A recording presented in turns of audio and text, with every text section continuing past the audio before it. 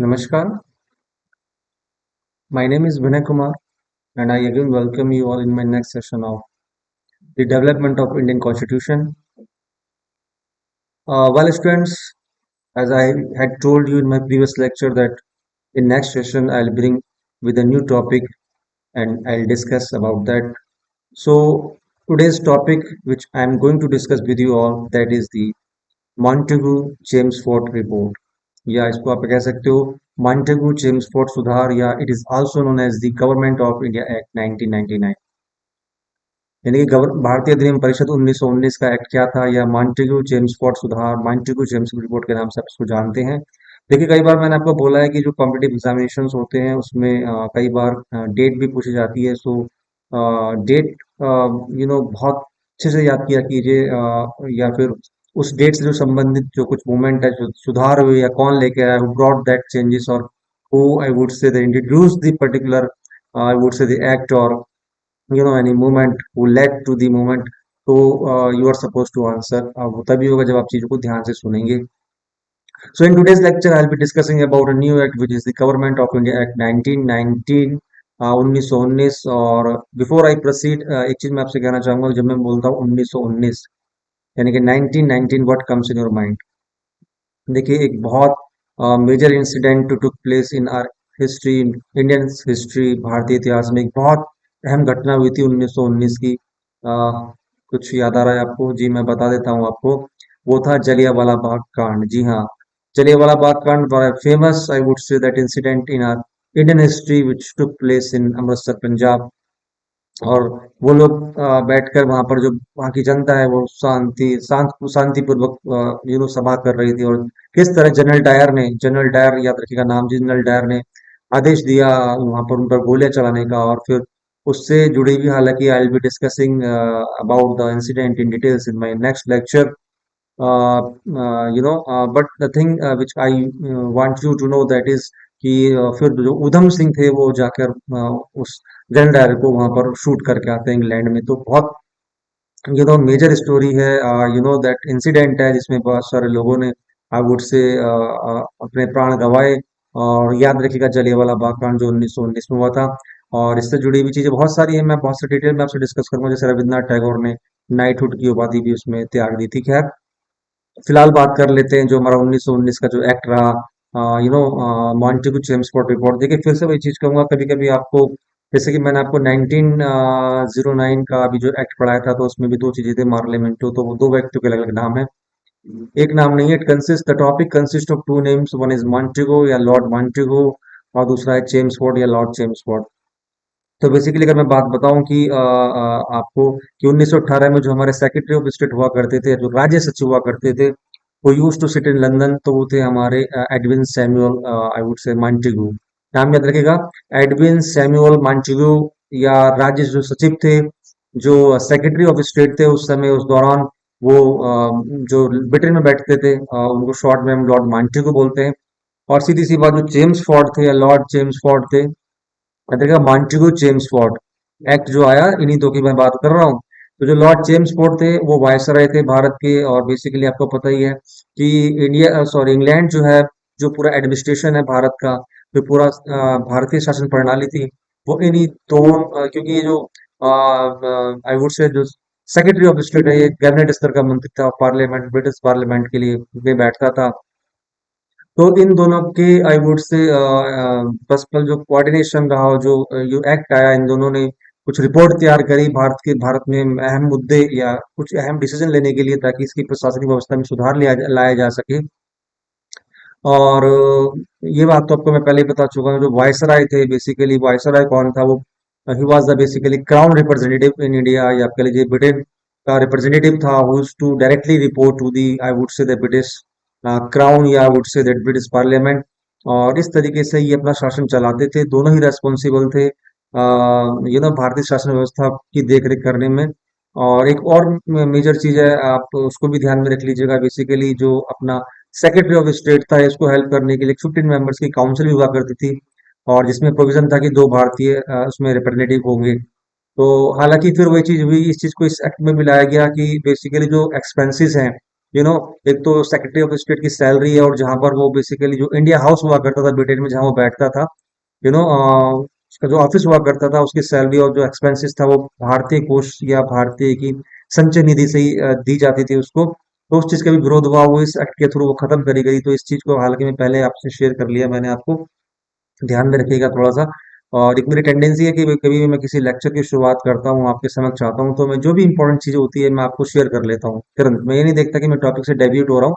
हालांकि I come back to the you know platform, but ऐसा कभी कभी मुझे लगता है कि अगर मैं शेयर नहीं करूंगा तो चीजें दिमाग से निकल जाएगी। और एक फिर वही बहुत बड़ी बात, बहुत सारी डेट्स, अच्छी कंटेंट्स, या I would say that incident मैं आपको इस पॉलिटिकल साइंस के लेक्चर में कई बार रिपीट करता हूँ, क्योंकि अगर आप मेरी बात को ध्यान से सुन रहे हैं तो आपको पता है कि आपके एग्जाम में वो चीजें हेल्प करेंगी। और आप, जैसा कि मैं I have said earlier, I have you know shared one secret with you, कि कोई भी कॉम्पिटिटिव एग्जामिनेशंस के अंतर्गत मैं बात करूं जो एमसीक्यूज बेस्ड एग्जाम्स होते हैं, और अगर आपने मेरी बात को ध्यान से या किसी भी टीचर की बात को ध्यान से सुना है, तो ऑटोमेटिकली का आपका जो ध्यान है वो राइट ऑप्शन की तरफ चला जाएगा।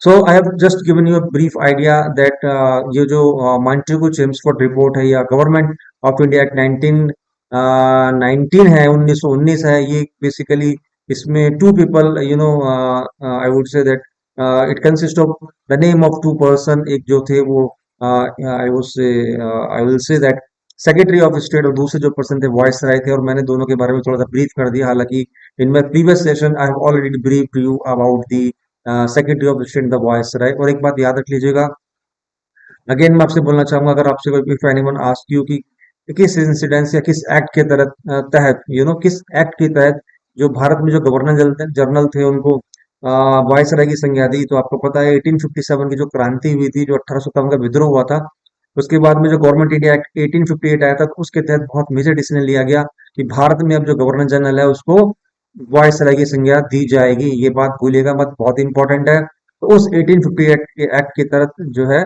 गवर्नर जनरल को वायसराय की संज्ञा दी गई। तो अब थोड़ा सा इसमें और आगे बढ़ते हैं। एक चीज मैं थोड़ा सा आपको यहाँ बताना चाहूंगा, I would like to share, कि किस तरीके से देखना। आपने देखा कि जो 1857 की जो क्रांति थी, 1857 का जो रिवोल्ट रहा प्रथम स्वाधीनता संग्राम का, जिसके खिलाफ पूरे भारतीयों ने अपनी आक्रोशता यू नो जताई ब्रिटिश सरकार के सामने, और ऐसा आंदोलन जिसने ब्रिटिश सरकार की जड़ें तक हिला दी, आपको पता ही है। और बहुत सारे उन्होंने एक सीख ली ब्रिटिश सरकार ने 1857 की कॉन्सिक्वेंसेस थे से। तो आपको मैं जस्ट ये बताना चाह रहा हूँ, क्योंकि ये भी जो एक्ट आज हम पढ़ रहे हैं या पढ़ने जाएंगे, या जो मॉन्टेगू चेम्सफोर्ड रिपोर्ट की मैं बात कर रहा हूँ, ये एक कड़ी से दूसरी कड़ी के साथ आपस में जुड़े हुए कनेक्टेड है। जैसा कि मैं आपको पहले बता चुका हूं कि ब्रिटिश किस तरीके से लगातार रिफॉर्म कर रही थी और अपनी स्ट्रेटेजीज में चेंज कर रही थी, पॉलिसीज में चेंज कर रही थी। भारत की जो प्रशासनिक व्यवस्था है उसमें सुधार ला रही थी, किस तरह से वो सेंट्रल और प्रोविंशियल लेवल पर लेजिस्लेटिव काउंसिल्स में परिवर्तन कर रही थी, किस तरीके से वो इंडियन रिप्रेजेंटेटिव को या इंडिया का रिप्रेजेंटेशन बढ़ा रही थी, केवल ये जताने के लिए कि उनको ये ना लगे कि they have been discouraged by the British government, और ये लगे कि हाँ भाई ब्रिटिश सरकार उनके साथ है। फिर लेकिन एक बात इंपॉर्टेंट यहाँ पर मैं फिर वही कहूंगा कि ऐसी मंशा ब्रिटिश की नहीं थी, सरकार की नहीं थी। वो तो केवल एक तरह का, आप ये समझिए कि एक तरह का र्यूमर्स, या कह लीजिएगा एक आई वुड से दैट डिस्सेमिनेट करना चाह रहे थे ऐसी अफवाह को भारतीयों के बीच में, कि ब्रिटिश जो सरकार है उनके साथ में, या उनको मैं कहूंगा कि अगर मैं एग्जैक्ट वर्ड यूज करूं, उनको ये थोड़ा सा एहसास दिलाना चाह रहे थे, उनको दिमाग में ये जहन में बसाना चाह रहे थे कि जो ब्रिटिश सरकार है कंधे से कंधा मिला के चल रही है, जबकि it was not like that. तो किस तरीके से देखा, जैसे मैंने अभी बात करी 1919 के एक्ट की, तो 1919 का एक्ट कहीं ना कहीं कनेक्टेड है इससे प्रीवियस एक्ट जो 1900 यानी कि 1909 में आया। फिर हमने 1909 से पहले बात करी थी 1892 एक्ट की। 1892 एक्ट से मैंने पहले बात करी थी 1861 एक्ट की। 1861 से एक्ट से पहले बात करी थी मैंने 1858 एक्ट की। और 1858 से मैंने पहले बात करी थी 1857 की क्रांति रिवोल्ट की। और 1857 के रिवोल्ट की से पहले मैंने बात करी थी आपसे इसकी बच्चों ईस्ट इंडिया कंपनी की, क्योंकि जो 1857 का जो रिवोल्ट हुआ था, कहीं ना कहीं उसमें जो भारतीय जनता आक्रोश थी, और जो रीजन था वो ईस्ट इंडिया कंपनी थी, क्योंकि उन्होंने बहुत ज्यादा उत्पीड़न या कह लीजिए उनका शोषण, शारीरिक मानसिक सामाजिक शोषण चालू कर दिया था। और फिर भारतीयों को रियलाइज हुआ कि वो उनको एकजुट होना है, यूनाइट होना है, स्वाधीनता संग्राम के लिए लड़ाई लड़नी है, उनको आजादी पानी है, क्योंकि they are being exploited by the British people, और रिसोर्सेज और ह्यूमन रिसोर्सेज दोनों का ही शोषण हो रहा था। ये बात आपको अच्छी तरीके से पता है। तो मैंने यहाँ जस्ट आपको अभी थोड़ा सा ब्रीफ किया कि किस तरीके से एक एक्ट से दूसरा एक्ट कनेक्टेड है। और इसीलिए मैं आपसे सब हमेशा कहता भी हूँ कि अगर कभी भी आप कुछ नया एक्ट पढ़ रहे हैं तो उससे पहले आपको उससे पहले या प्रीवियस एक्ट के बारे में जानकारी होनी चाहिए।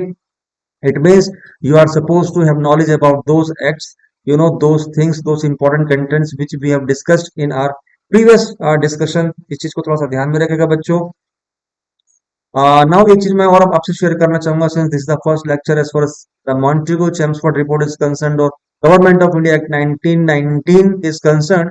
यहाँ पर अभी I will not explain, I am not going through the characteristics and not elaborating the things, not explaining the things in details। मेरा एक तरीका पढ़ाने का, पहले मैं आपको किसी भी कंसेप्ट के बारे में, किसी भी मूवमेंट के बारे में, किसी भी टॉपिक के बारे में एक पहले ब्रीफ कर देता हूँ अच्छे से। And always I try to bridge the gap of your previous knowledge and the current knowledge, or as I say always that whenever we talk about the psychological principle based teaching, so it means we are trying to connect the previous knowledge of the student with the current knowledge। जो आपका पूर्व ज्ञान है और जो वर्तमान ज्ञान है उसमें कनेक्शन होना चाहिए। उससे क्या होता है कि हमारा जो टॉपिक है बच्चों बहुत सरल हो जाता है, कंसेप्ट क्लियर हो जाता है और अच्छे से समझ में आता है, हमारी जो नॉलेज है वो स्टेबल होती है। सबसे बड़ी बात, as far as this government of India act is concern या Montagu Chelmsford report is concern, तीन महत्वपूर्ण बातें याद रख लीजिएगा हमारे इतिहास में बच्चों। इसमें तीन मेजर चेंजेस हुए थे, अगर मैं बात बताऊं, जिसको हम आज भी we also carry the same, I would say three things even present scenario too. सबसे पहली बात तो इसमें बच्चों ये थी कि भारत में पहली बार ये तय किया गया था कि अब उसमें जो है दो सदन होंगे। आपको पहले ही पता है, जैसे कि अभी भी बात करूं राज्यसभा और लोकसभा, तो वो चीज को हम आज भी देखते हैं। और केंद्र स्तर पर दो सदन की व्यवस्था की गई, और एक मैं बात आपसे और शेयर करना चाहूंगा कि आपको जैसे पता है कि अभी वर्तमान में हम जानते हैं कि यूपीएससी की स्थापना की बात करूं, यूनियन पब्लिक सर्विस कमीशन, तो पहली बार ऐसा हुआ था इस एक्ट के थ्रू थ्रू कि भारत में लोक सेवा आयोग होगा, भारत में लोक सेवा आयोग होगा। और 1926 में जो यूपीएससी स्टैब्लिश किया गया वो भी इसी एक्ट के बेस पे था। इस चीज को भूलिएगा मत, हमेशा आप याद रखेगा।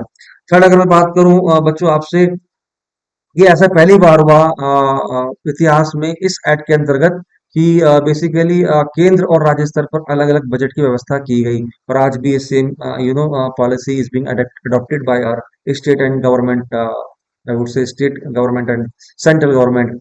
तो राज्य स्तर पर केंद्र स्तर पर बजट अलग है। तीन मेजर चेंजेस याद रखेगा। एक तो भारत की मैं बात करूं, भारत स्तर पर, केंद्र स्तर पर राज्यसभा विधानसभा, सॉरी लोकसभा और राज्यसभा।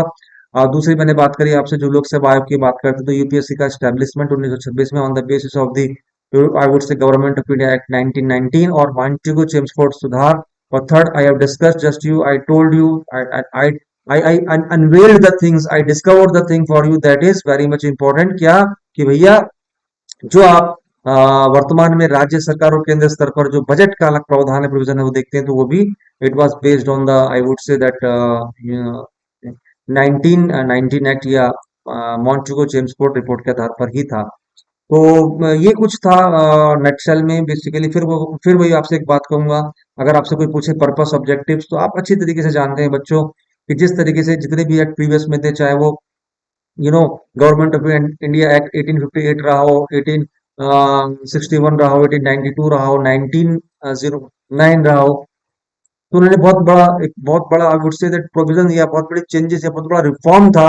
वो था जो basically you know councils, legislative councils में सुधार करना, सेंट्रल लेवल पर, प्रोविंशियल लेवल पर, और साथ में क्या था, जो इंडियन रिप्रेजेंटेटिव है, जो भारतीयों की सहभागिता को सुनिश्चित करना, बढ़ाना, उसको एक्सटेंड करना। तो नो डाउट इसमें भी ये मेजर डिसीजन लिए गए थे। इस एक्ट के अंतर्गत भी इसमें भी प्रावधान था कि जो बेसिकली लेजिस्लेटिव काउंसिल्स हैं, चाहे प्रोविंशियल लेजिस्लेटिव काउंसिल्स की बात करूं या सेंट्रल लेजिस्लेटिव काउंसिल्स की बात करूं, तो इसमें थोड़ा सा और विस्तृत किया गया। और बेसिकली कुल मिला के बात करूं तो 1921 में ये मॉन्टेगो चेम्सफोर्ड, आपकी बात करें जो इम्प्रूवमेंट है, जो सुधार है, इसको लागू किया गया था। डेट याद रखिएगा 1921 में बच्चों बेसिकली मॉन्टेगो चेम्सफोर्ड सुधार को लागू किया गया था। और इस अधिनियम का अगर मैं बात करूं, एकमात्र उद्देश्य है बच्चों, इस अधिनियम का जो एकमात्र उद्देश्य है, ध्यान से सुनिएगा बात, तो भारतीयों का शासन या भारत के शासन में बेसिकली प्रतिनिधित्व यानी कि रिप्रेजेंटेटिव सुनिश्चित करना था। तो कुल मिला के the major objective behind this, I would say, act या Montagu Chelmsford report, the major objective या इस अधिनियम या इस अधिनियम परिषद का जो एकमात्र उद्देश्य था, वो था जो भारत की शासन प्रणाली है या भारतीयों की शासन व्यवस्था में प्रतिनिधित्व सुनिश्चित करना, रिप्रेजेंटेटिव को सुनिश्चित करना। और सीधी सी बात है बच्चों, जहां तक हम बात करें इस एक्ट की, मॉन्टेगू चेम्सफोर्ड रिपोर्ट की या गवर्नमेंट ऑफ इंडिया एक्ट की, अधिनियम ने केंद्र के साथ साथ आपको पता ही है प्रांतीय स्तर पर भी शासन में सुधार की शुरुआत की। तो ना केवल केंद्र की बात हम यहाँ पर करें, सेंट्रल लेवल की बात करें, इवन प्रोविंशियल लेवल पे या प्रोविंस आई वुड से प्रांतीय लेवल पर या प्रांतीय स्तर पर बच्चों सरकार ने बहुत सारे रिफॉर्म्स करे। सो this was all about in nutshell as far as the introduction of today's topic is concerned, which was Manchu-Chelmsford Report or Government of India Act 1919. I've explained you ki, what was the act and what was it all about. I've just tried given you a brief idea about the whole topic, whole contents, और थोड़ा सा हमारे लिए चीजों को समझना आसान हो जाता है। और एक चीज और हुई थी इसमें, यहाँ पे आपसे बताना चाहूंगा बच्चों, बहुत मेजर इंसिडेंट है। उसके बाद मैं स्टार्ट करूंगा टॉपिक, थोड़ा सा हम आगे बढ़ेंगे, देखेंगे कि इसके प्रोविजंस क्या है, इसके कॉन्सिक्वेंसेस क्या रहे, and what are the measures और chief characteristics of particular this I would say Government of India Act 1919. We'll go ahead, we'll go through step by step. I'll keep on explaining each and everything for you people. I'll try to make the concept clear for you people. But धीरे धीरे बहुत तेजी से नहीं करेंगे हम, otherwise session will become lengthy and your interest level will come down. So I never want that thing.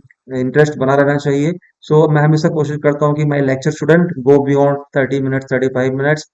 कुछ एक लेक्चर ऐसे हो जाते हैं जिसमें 40 मिनट्स मजबूरी होती है, अदरवाइज माई ऑल लेक्चर्स मैं बोलूँ as per duration is concern that is near about 30 और 35 32 मिनट्स। और ये मान के चलता हूँ ताकि आप मुझे ध्यान से सुने, आपका इंटरेस्ट बना रहे, आपका मोटिवेशन लेवल हाई रहे, तभी उसका कुछ फायदा है। It make sense, otherwise my all efforts will go in when. So I was going to share one important thing as far as this Montego Chelmsford report is concerned, or should I say Government of India Act is concerned, कि इस act के अंतर्गत ये भी decision लिया गया, ये provision थे कि लंदन में, ब्रिटेन में जो कैबिनेट कैबिनेट मंत्री, कैबिनेट स्तर का मंत्री जो बैठा हुआ है, यानी कि सेक्रेटरी ऑफ स्टेट, यानी कि आप उससे सचिव जो कह लीजिए राज्यों का, अब उसकी जो सैलरी है, जो उसका खर्चा है, जो वहन किया जाएगा, वो भारतीय संचित निधि से नहीं किया जाएगा, वो ब्रिटेन की संचित निधि से किया जाएगा। भारतीय उसका खर्चा वहन नहीं करेंगे। ना ही उसकी सैलरी, वेतन का एक्सपेंसेस को रिइम्बर्स किया जाएगा या बियर किया जाएगा, और ना ही जो बिल्डिंग है where he used to sit, वो भी उसकी भी जो रेंट वगैरह है वो भी इंडिया भारतीय के जो निधि है, जो संचित निधि है, जो कोष है, भारतीय धन कोष है, उससे जो है नहीं उससे को द्वारा नहीं वहन किया जाएगा। ये भी एक मेजर डिसीजन था as far as this particular act और Montego Chelmsford report is concerned, or Government of India Act is concerned. Now I will move further, then I will explain the rest of thing for you. Please listen to me carefully. Again, I would request you all. Otherwise, session will go in vain और जो important contents है वो दिमाग से निकल जाएंगे। मेरे lecture को आप बार बार भी सुन सकते हैं, अगर आपको लगे कि हाँ कुछ ऐसी चीज आपको समझ में नहीं आई है या कुछ कंफ्यूजन है, तो I will request you to please go through the entire lecture and entire video. Okay, okay friends. तो चलिए पहले हम ये देख लेते हैं कि what are the major characteristics या features of this act Montagu Chelmsford report. जैसे कि मैंने आपको अभी तक ब्रीफ कर दिया, आपको एक आइडिया हो गया होगा कि what was it all about. Lord sorry Montagu Chelmsford report क्या था, और या मैं बोलूँ कि गवर्नमेंट इंडिया एक्ट 1919 क्या था। और कुछ बहुत अच्छे से मैंने इंट्रोडक्शन में आपको बताया, थोड़ा सा मैं और आगे बढ़ूंगा इस लेक्चर की तरफ। और जो मेजर इसका जो ये कोर पार्ट है इस आई वुड से दैट एक्ट का, whenever we talk about any act or any incident or any movement, we always go through some provisions or characteristics. So first of all I will let you know that what were the major characteristics या जो विशेषताएं थी। अगर आपसे question पूछे कि जो ये भारतीय अधिनियम 1919 था या फिर वांचो को चेम्स पर सुधार था, इसकी थोड़ा सा प्रोविजंस क्या थे या इसकी कुछ कैरेक्टरिस्टिक विशेषताएं क्या थी, तो बहुत इंपॉर्टेंट है, थोड़ा ध्यान से सुन लीजिएगा। देखिए सबसे पहले बात हम कर लेते हैं केंद्रीय स्तरीय सरकार के स्तर पर। तो बच्चों आपको पता है सबसे पहले, हाँ ठीक है, इसी की बात हम करते हैं क्योंकि आपको मैं पहले बता चुका हूँ कि पहली बार ऐसा हुआ था। एक तो प्रियम्बल की शुरुआत इसी एक्ट के अंतर्गत हुई थी। आपको प्रस्तावना की मैं बात बताऊं कि किसी भी चीज के लिए पहले प्रस्ताव पेश किया जाता है, तो आज भी हम उस चीज को फॉलो करते हैं। अब कभी भी आपसे क्वेश्चन पूछे, एनीवन आस्क यू कि फर्स्ट टाइम हिस्ट्री में कब वो प्रियम्बल की शुरुआत हुई थी, तो आप याद रख लीजिएगा वो था 1919 का एक्ट। तो चलिए बढ़ते हैं। सबसे पहले हम बात कर लेते हैं केंद्रीय सरकार स्तर पर, केंद्रीय स्तरीय सरकार। तो बेसिकली ऐसे मामले जो राष्ट्रीय महत्व के थे, ध्यान से सुनिएगा, ऐसे मामले बच्चों जो राष्ट्रीय महत्व के थे, जैसे कि एक या इससे अधिक प्रांतों से या प्रोविंशियल से संबंधित थे, एक या इससे अधिक प्रांतों से संबंधित थे, या फिर मैं कहूँ कि केंद्र सरकार द्वारा शासित थे, या फिर कुछ विदेशी मामले या फिर रक्षा मामले, राजनयिक संबंध, सार्वजनिक ऋण, नागरिक और आपराधिक कानून, संचार सेवाएं आदि।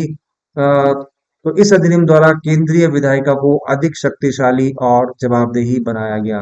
ठीक है, हमने बात करी थी द्वै सदन की, लेकिन बेसिकली ये जो एक्ट आया था 1909 के अंतर्गत, इसके अंतर्गत याद रख लीजिएगा, जो केंद्रीय विधायिका है, जो सेंट्रल लेजिस्लेटिव है, उसको हम लोगों ने बच्चों बहुत अधिक शक्तिशाली और जवाबदेही बनाया, और उसकी पावर को एक्सटेंड किया। Now I talk about the कार्यपालिका।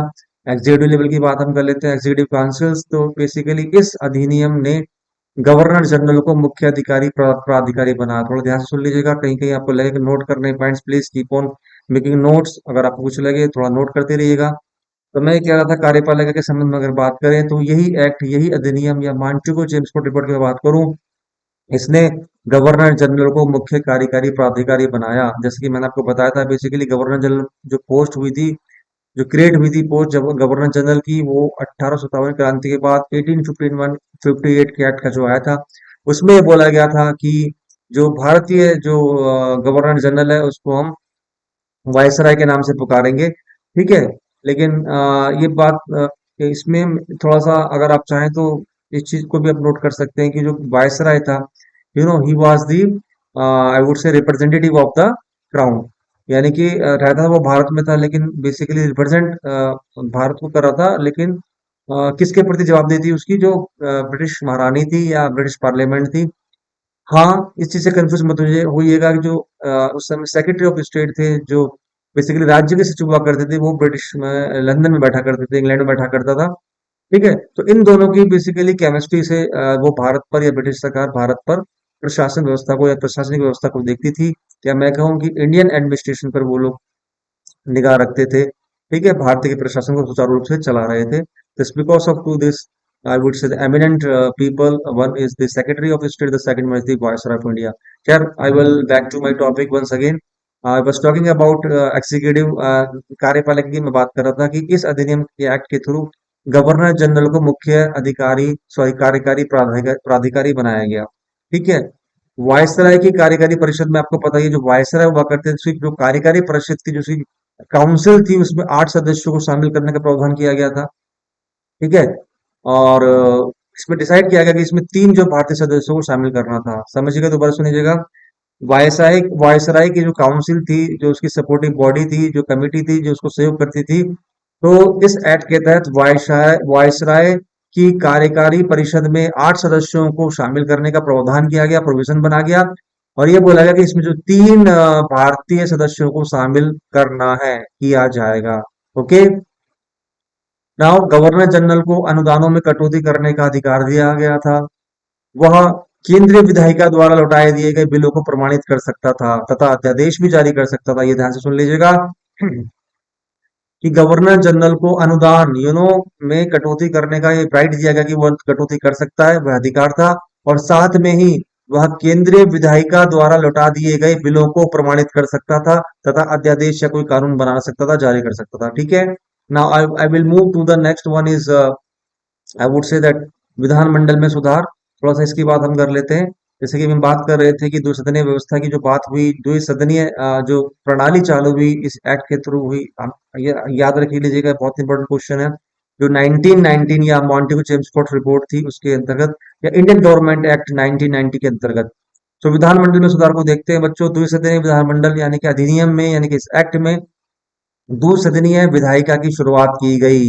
इसमें निम्न सदन या केंद्रीय विधानसभा, ठीक है, और मैं बात करूं उच्च सदन या राज्य परिषद शामिल थी, यानी कि लोअर हाउस और सेंट्रल लेजिस्लेटिव असेंबली, और you can say upper house और काउंसिल ऑफ स्टेट शामिल थी। समझ गए? दोबारा सुन लीजिएगा अगर आपको लग रहा हो कि आपने ध्यान से नहीं सुना है, कि इस अधिनियम के अंतर्गत द्विसदनीय विधायिका की शुरुआत की गई थी, जिसमें कि निम्न सदन या केंद्रीय विधानसभा, या फिर मैं कहूं कि उच्च सदन या राज्य परिषद शामिल थी। Okay, I hope now this is clear for you.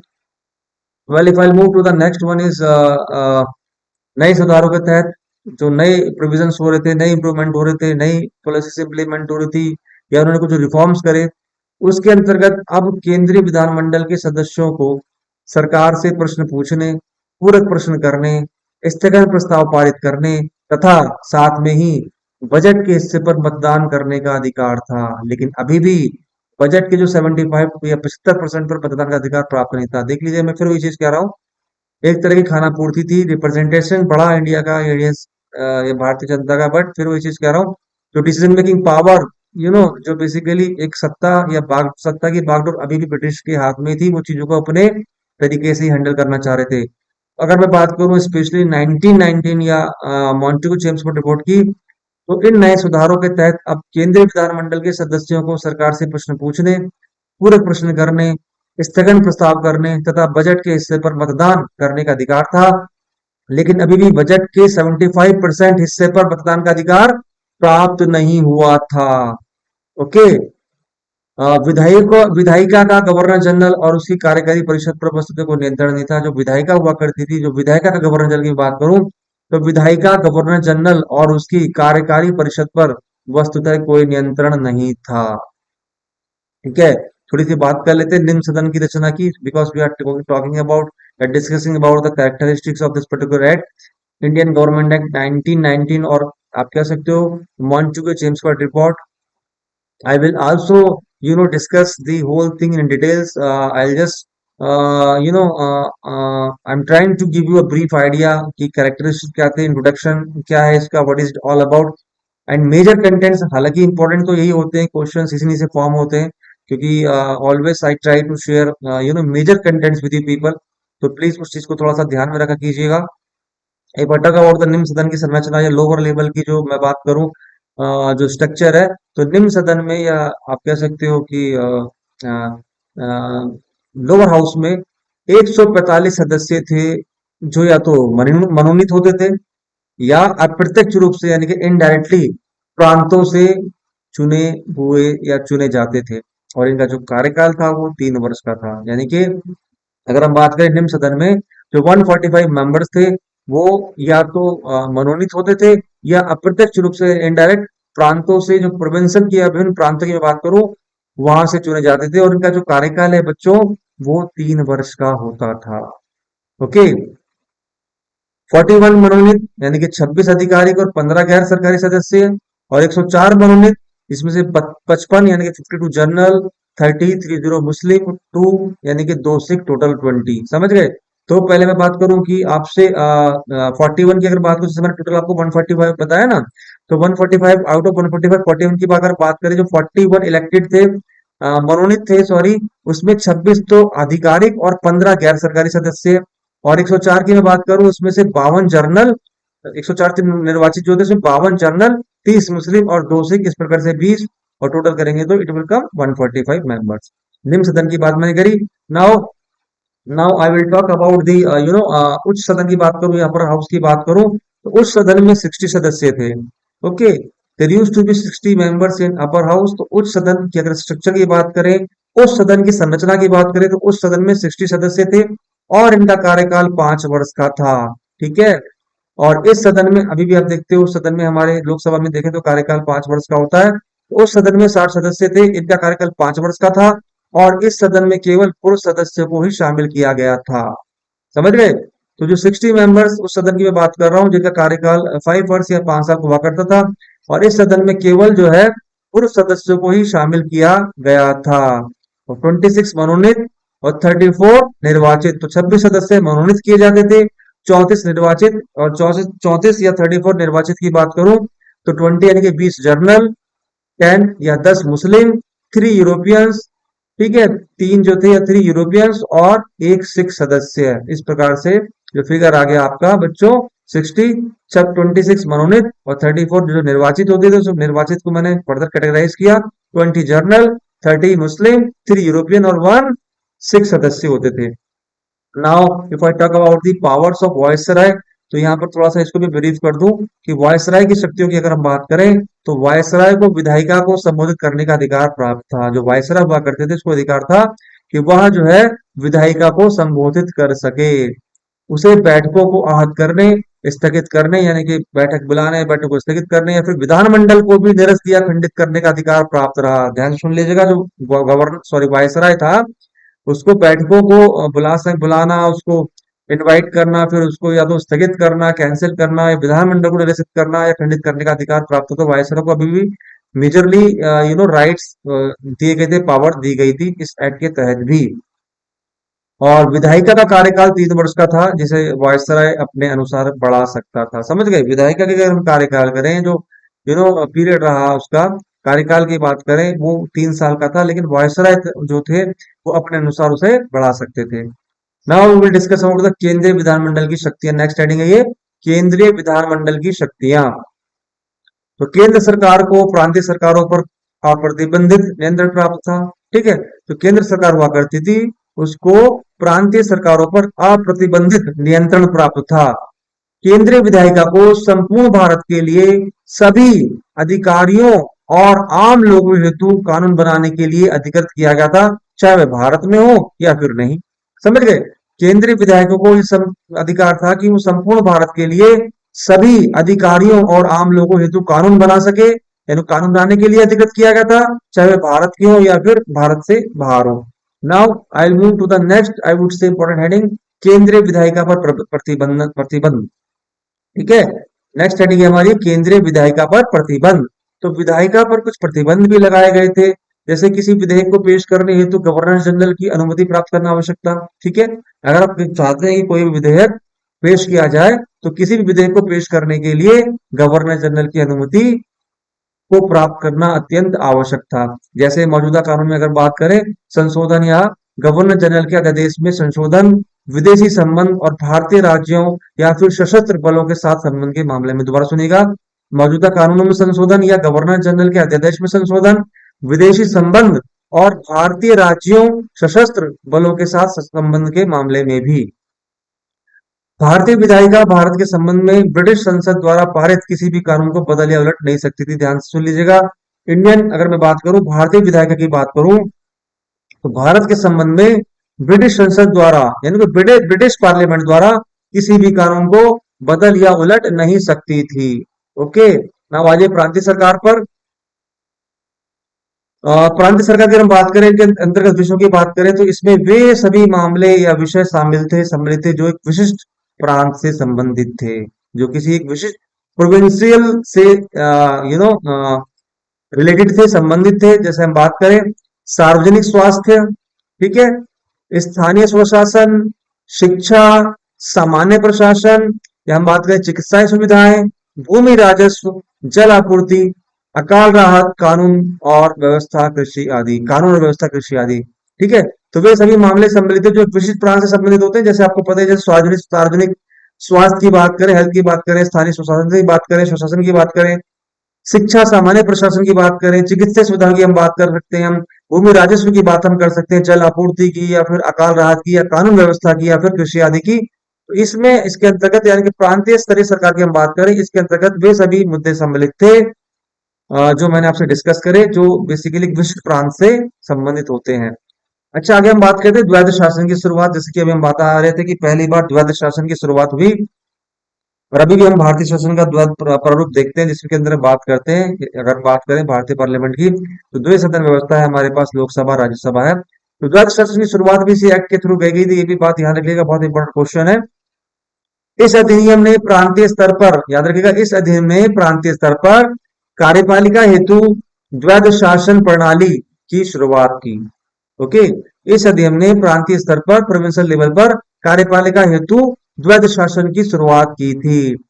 द्वैध शासन को 8 प्रांतों में लागू किया गया था, जिसमें अगर मैं बात करूं, आसाम, बंगाल, बिहार, उड़ीसा और मध्य प्रांत, संयुक्त प्रांत, बॉम्बे, मद्रास और पंजाब प्रांत सम्मिलित थे। ठीक है, द्वैध शासन की मैं बात करूं, उसको हम डायरकी बोलते हैं, डायरकी, इंग्लिश में डायरकी बोलते हैं द्वैध शासन को। और बात करें तो उसको 8 प्रांत, 8 प्रोविंसेस में इसको इम्प्लीमेंट किया गया, जिसमें से असम, बंगाल, बिहार, उड़ीसा, मध्य प्रांत, संयुक्त प्रांत, बॉम्बे, मद्रास और पंजाब प्रांत शामिल थे। वैध शासन व्यवस्था के तहत प्रांतीय सरकारों को अधिक अधिकार प्रदान किए गए। जो प्रांतीय सरकार थी पहले, प्रांतीय जो प्रोविंशियल लेवल पर जो गवर्नमेंट थी, उसको ज्यादा अधिकार प्राप्त नहीं थे, बट इस एक्ट के थ्रू 1919 के थ्रू, जो ये मैं बात करता डायरकी की, द्वैत शासन की, इसके अंतर्गत प्रांतीय जो सरकार थी, जो प्रांतीय गवर्नमेंट थी, उसको अधिक अधिक अधिका से अधिक अधिकार प्रदान किए गए। और गवर्नर प्रांत का कार्यकारी प्रमुख था।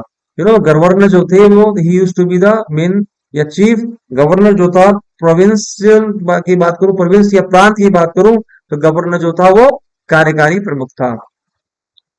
Now I think if I'll continue the same session within the same lecture, it will become difficult for you to maintain your interest. Rest of the things will be discussed by me in my next lecture. Already, it's I would say that otherwise it will go beyond the time limit. और उसमें क्या होगा फिर, आप ये human tendency है, थोड़ा ध्यान से नहीं सुनेंगे, and my effort will go in vain. So what I'll do, rest of the things I'll discuss in my next lecture. I'll continue the same topic, which is the Montagu-Chelmsford report या Indian government एक 1919, याद रख लीजिएगा। एक major incident हुआ भारतीय इतिहास में, जलियांवाला बाग कांड, तो वो भी 1990 की डेट याद रख लीजिएगा। कई बार एग्जाम में पूछा गया है। और इसके जो आगे की चीजें हैं, जो हम बात कर रहे थे मॉन्टेग्यू चेम्सफोर्ड रिपोर्ट की, थोड़ा सा इसको आगे हम कंटिन्यू रखेंगे। अभी ये कंप्लीट नहीं हुआ है। We are discussing about the characteristics of Montagu Chelmsford report. मैंने आपको बड़े अच्छे से इसका इंट्रोडक्शन दिया, मैंने बताया कैसे एक्ट आया, किन परिस्थितियों में आया, कुछ मेजर हमने कैरेक्टरिस्टिक्स व फीचर्स की बात हमने बात करी, और कुछ मेजर चेंजेस प्रोविजंस जो मैंने आपसे शुरू में बात करे, तो बताया मैंने किस तरीके से हमने बात करी थी कि भाई द्वितीय सदन की बात हमने करी, या फिर यूपीएससी की जो शुरुआत 1926 में हुई, वो भी इसी एक्ट के बेस पर आधारित थी। या फिर राज्य और प्रांतों केंद्र सरकारों के लिए बजट की अलग अलग व्यवस्था, या बजट जो तैयार किया जाना है, अलग अलग प्रोविजन, तो वो सभी भी इसी के अंतर्गत या इसी एक्ट के तहत, या इन्हीं की विशेष विशेषताएं जो मैंने आपसे डिस्कस किया। रेस्ट ऑफ द थिंग्स या बाकी की जो कैरेक्टरिस्टिक्स हैं प्लस कॉन्सिक्वेंसेस, या हम देखेंगे कि इस एक्ट के अंतर्गत कुछ ऐसे मेजर जो इंपॉर्टेंट कंटेंट्स है which we are still left with, we will discuss in our next lecture. So thank you very much for being valuable part of today's session. I think that session would have been very much important and valuable for you people. And this way we come to the end of today's session. And thank you very much for being part of this session. And I'll see you in my next session. Till then, I'll say that please take care of self. Thank you very much. सभी का शुक्रिया, नमस्कार, धन्यवाद।